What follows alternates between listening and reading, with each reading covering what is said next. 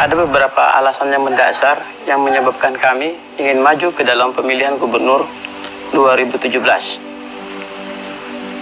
Saya melihat bahwa dari data BPS atau Badan Pusat Statistik Nasional, itu kita lihat bahwa indeks Human Development Sulawesi Barat berada di urutan 3 terakhir setelah Papua dan Papua Barat.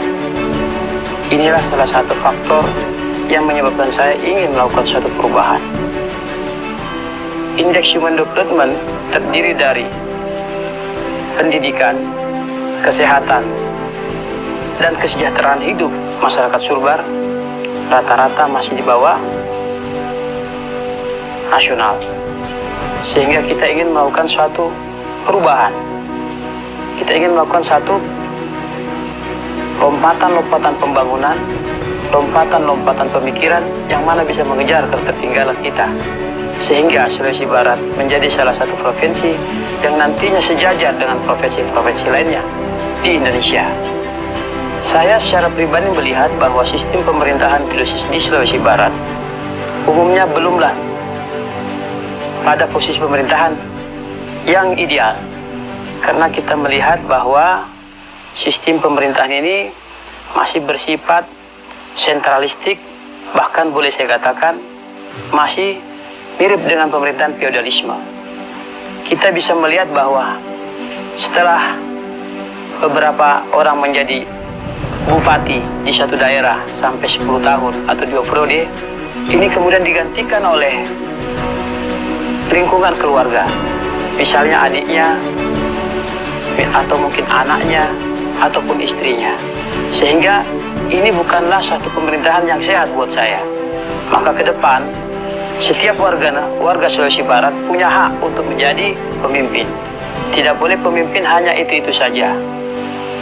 Dengan keberadaan Salim Hasan yang mempunyai latar belakang yang unik sehingga merupakan satu perpaduan yang baik, saya itu seorang jenderal dan juga seorang pengusaha.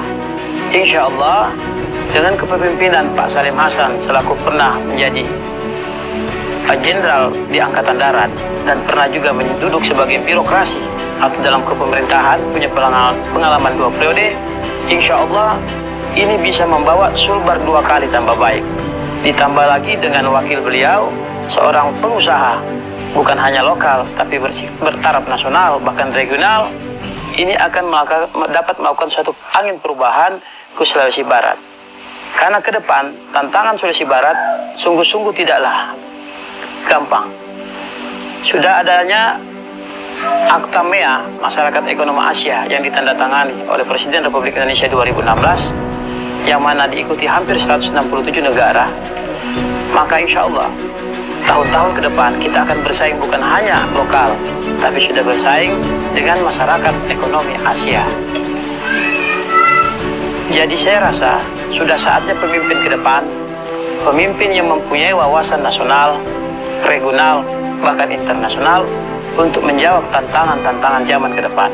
Apalagi sekarang Sulawesi Barat sudah ditemukan blok-blok sumur yang ada hampir 7 sumur blok yang ada di Selat Makassar yang notabene itu adalah milik Sulawesi Barat.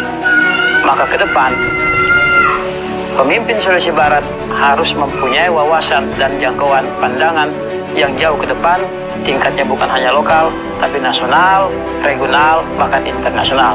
Nah, dengan keberadaan saya, dengan pengalaman saya selaku entrepreneur dan leadership, mudah-mudahan ini bisa membantu Sulawesi Barat melakukan lompatan-lompatan pembangunan, lompatan-lompatan pemikiran, sehingga mengejar ketertinggalan kita Sulawesi Barat 2 kali tambah baik. Insya Allah bila kami terpilih menjadi gubernur dan wakil gubernur di 2017, kita mempunyai beberapa konsep, yang mana konsep ini bisa membawa Sulawesi Barat menjawab tantangan-tantangan. Konsep itu salah satunya adalah konsep Makbalu. Makbalu artinya ada kerjasama antar 3 daerah, yaitu Mamuju, Balikpapan, Palu. Kita melihat bahwa kebutuhan Balikpapan secara umum itu diambil dari wilayah-wilayah atau daerah-daerah lain. Kita melihat Balikpapan membutuhkan telur yang hampir 1 juta butir per hari, memerlukan sayur mayur, memerlukan daging sapi maupun daging kambing yang rata-rata itu dibawa dari daerah lain. Kita punya pemikiran kenapa tidak diadakan kerjasama antara pemerintahan Mamuju, Sulawesi Barat mewakili Sulawesi Barat, Balikpapan mewakili Kalimantan Timur, dan Palu mewakili Sulawesi Tengah. Sehingga konsep Mak Balu sangat tepatlah untuk dilakukan di tahun-tahun ke depan, di masa-masa menjawab tantangan zaman. Apalagi di Balikpapan sudah adakan pembangunan infrastruktur yang besar-besaran. Contohnya adalah Costa Road yang rata-rata memerlukan material-material yang banyak bisa di-drop dari Sulawesi Barat. Contohnya batu gajah, kerikil maupun pasir. Di luar daripada itu, dengan adanya perubahan juga pemerintahan di Sulawesi Selatan, insya Allah kita bisa bekerja sama dengan Sulawesi Selatan, sehingga konsep ini bisa menjadi Mak Balu Mak. Mak dalam artian adalah Makassar. Dan ini sudah adakan pembicaraan dengan pemerintah-pemerintah setempat. Insya Allah, saya sangat yakin dengan janji-janji, bukan hanya janji, tapi sudah bisa dibuktikan bahwa dengan adanya beasiswa untuk mahasiswa, adanya perubahan infrastruktur pertanian, kemudian dengan adanya APBD insya Allah yang lebih besar, dengan adanya blok sumur yang kita temukan di Sulawesi Barat, adanya pembangunan ketahanan energi dengan pembangunan Jober, join bersama antara Pertamina, pemerintah Sulbar, dan pengusaha lokal ataupun nasional, saya kira insya Allah Sulawesi Barat akan mendapatkan PAD yang sungguh-sungguh jauh lebih daripada yang sudah ada sekarang. Saya kira ke depan saya optimis bahwa Sulawesi Barat akan menjadi salah satu provinsi yang menjadi primadona maupun idola yang akan dilirik oleh pemerintah pusat Jakarta. Saya kira ini dulu yang bisa saya sampaikan. Ihdinas siratal mustaqim, wabillahi taufiq wal hidayah. Assalamualaikum warahmatullahi wabarakatuh.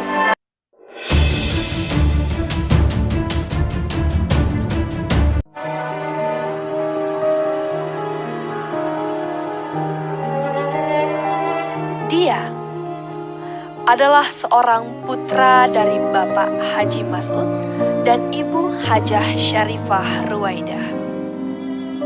Dia dilahirkan pada tanggal 1 Agustus 1975, tepatnya di Kecamatan Malunda, Kabupaten Majene, Sulawesi Barat.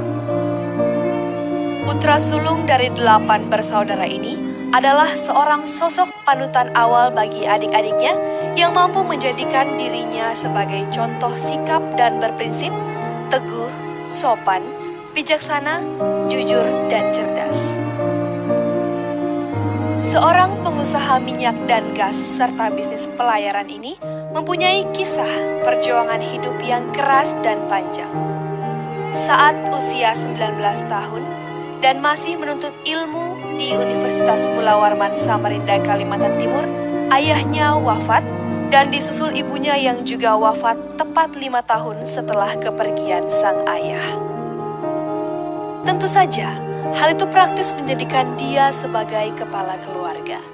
Berkat keteguhan doa dan kerja keras, dia mampu menjalankan amanah itu, menyelesaikan pendidikannya serta mendorong adik-adiknya untuk bisa berhasil di bidangnya masing-masing.